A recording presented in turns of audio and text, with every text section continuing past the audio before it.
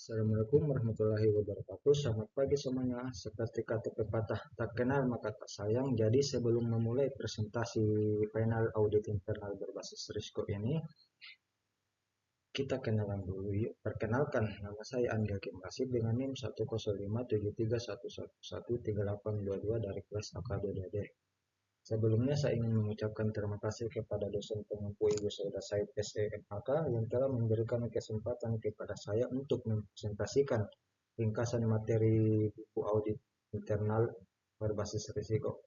Adapun materi pembahasan yang saya akan presentasikan pada kali ini yaitu bab 1 pengantar audit internal berbasis risiko, bab 2 etika dan standar profesi audit internal, bab 3 sejarah audit internal, bab 4 memahami dan mengukur efektivitas pengendalian internal, bab 5 proses manajemen risiko, bab 6 perencanaan audit, bab 7 pelaksanaan audit, evaluasi dan bukti audit, bab 8 kertas kerja audit, bab 9 pelaporan hasil audit, bab 10 fraud dalam audit internal, dan bab ke-11 yaitu riset audit internal berbasis risiko. Baik, untuk mengefisiensikan waktu, langsung saja kita masuk kepada pokok pembahasan bab 1. Yang dimana pokok pembahasan bab 1 yaitu pengantar audit internal berbasis risiko. Audit internal adalah proses yang dirancang untuk menambah nilai dan meningkatkan kegiatan operasional perusahaan. Tujuan audit internal adalah membantu unit kerja mengelola risiko dalam kegiatan usaha perusahaan dengan mengidentifikasi permasalahan dan mengarang perbaikan yang memberikan nilai tambah untuk memperkuat organisasi. Audit internal memiliki fungsi sebagai berikut. Yang pertama yaitu penilaian atas pengendalian administratif organisasi dan memastikan implementasi pengendalian internal telah berjalan secara efektif agar tujuan perusahaan tercapai. Yang kedua yaitu penilaian atas pelaksanaan semua kegiatan dalam perusahaan telah dilaksanakan dan berjalan sesuai dengan yang diinginkan. Piagam audit internal umumnya berisi hal-hal berikut. Yang pertama yaitu pendahuluan, kedua kewenangan, ketiga struktur organisasi dan pelaporan, keempat independensi dan objektivitas, kelima tanggung jawab, dan keenam peningkatan dan pengembangan kualitas. Ada pula risiko dan audit internal berbasis risiko. Risiko adalah kemungkinan terjadinya suatu peristiwa atau tindakan yang dapat menghambat atau berdampak buruk pada kemampuan organisasi untuk mencapai tujuan bisnisnya. Pengendalian sebaliknya merupakan elemen organisasi yang mendukung manajemen dan karyawan dalam mencapai tujuan organisasi. Baik, selanjutnya kita masuk ke pokok pembahasan bab 2 yaitu etika dan standar profesi audit internal. Etika dan standar profesi auditor internal. Etika secara harfiah berarti asas-asas moral atau akhlak. Etika berkembang menjadi sebuah konsep yang menjalankan baik atau buruk, benar atau salah, dan bisa atau tidak bisa dalam suatu prosedur atau profesi tertentu.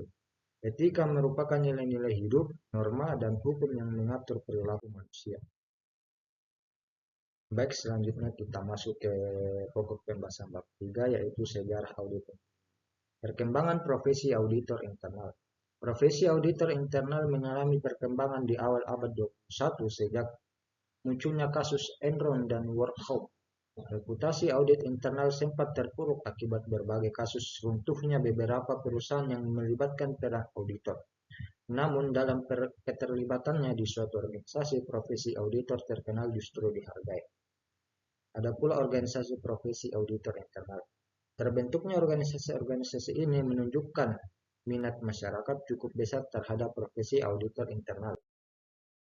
Baik, mungkin itu saja pokok dari bab 3. Selanjutnya kita masuk ke pokok dari bab 4 yang dimana memahami dan mengukur efektivitas pengendalian internal.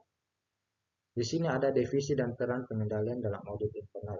Audit internal berbasis risiko merupakan pendekatan audit yang membantu manajemen dalam menilai proses identifikasi risiko organisasi dan strategi antisipasi manajemen atas risiko.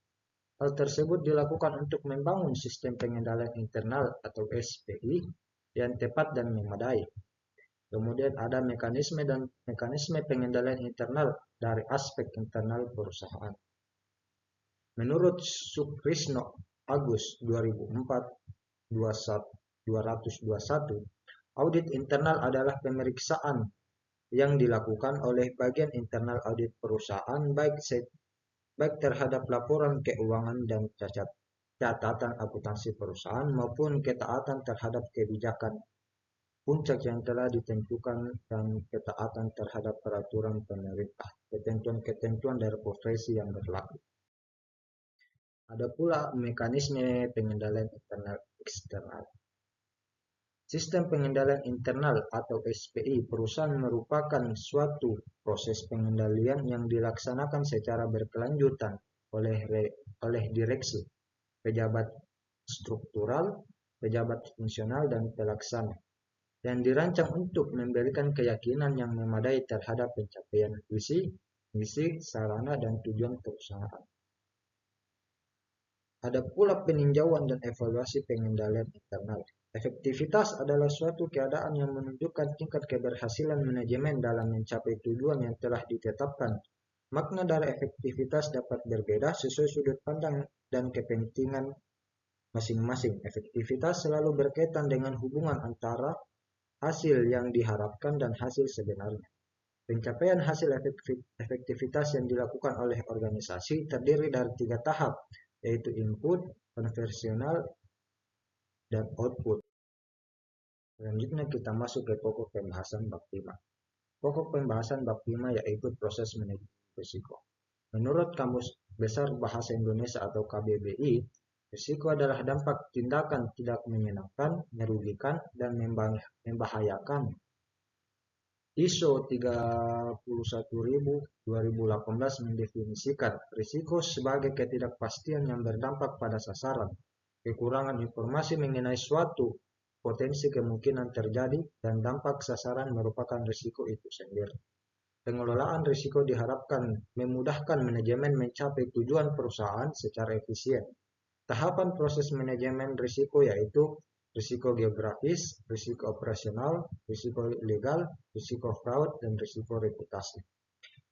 Penilaian risiko. Penilaian risiko adalah proses pengelolaan risiko yang dilakukan perusahaan melingkupi identifikasi risiko, analisis, dan evaluasi risiko.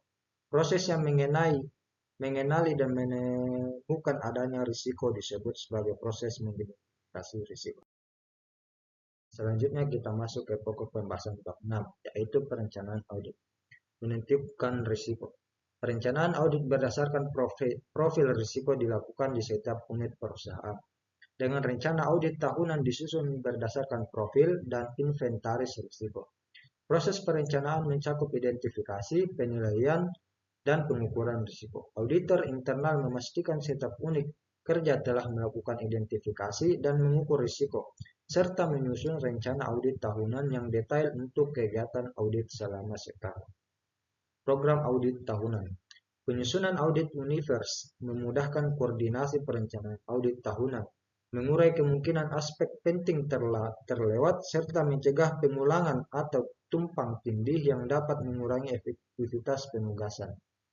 Audit universe merupakan daftar sistematis yang menggambarkan dengan segala aktivitas, risiko, dan atribut lain yang diperlukan.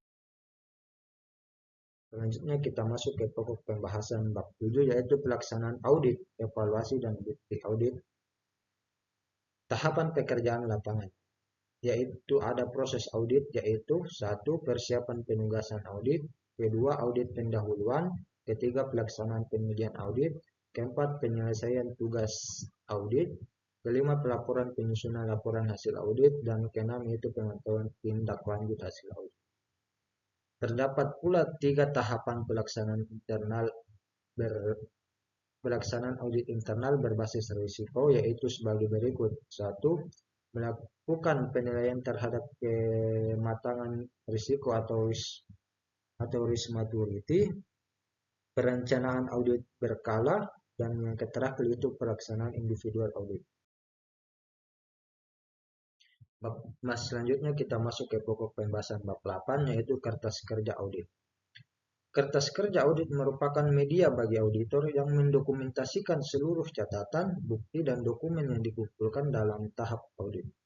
Adapun fungsi KKA adalah sebagai berikut. 1. Mendukung laporan audit. Kedua, menyimpan informasi. Ketiga, mengidentifikasikan dan mendokumentasikan temuan-temuan audit.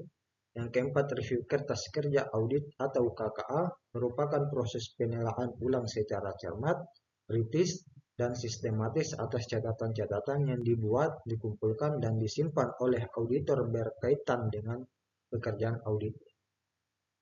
Review kertas kerja audit atau KKA. Pembuatan dan penyusunan kertas kerja audit. Kertas kerja audit atau KKA yang baik adalah persyaratan mutlak pada setiap penugasan audit. Hal ini berlaku untuk audit keuangan, audit kinerja, audit dengan tujuan tertentu. Bagi profesi auditor, KKA adalah bertanggung-jawaban utama atas pelaksanaan tugas audit. Selanjutnya kita masuk ke pokok pembahasan bab 9, yaitu pelaporan hasil audit. Pendahuluan. Penyusunan laporan hasil audit harus bersifat objektif. Seorang auditor internal tidak boleh menggunakan tendensi pribadi atau terpengaruh masalah yang dijumpai dalam pemeriksaan. Laporan hasil audit dikomunikasikan kepada seluruh unit dan jajaran manajemen yang telah ada di perusahaan untuk ditindaklanjuti. Kemudian pelaksanaan audit. Audit internal dapat dikatakan selesai jika laporan hasil audit internal telah disampaikan kepada pihak-pihak berkepentingan seperti manajer, jajaran direksi, dan komite audit. Selama proses penyusunan sangat memungkinkan adanya masalah yang ada dapat dipengaruhi oleh hasil audit.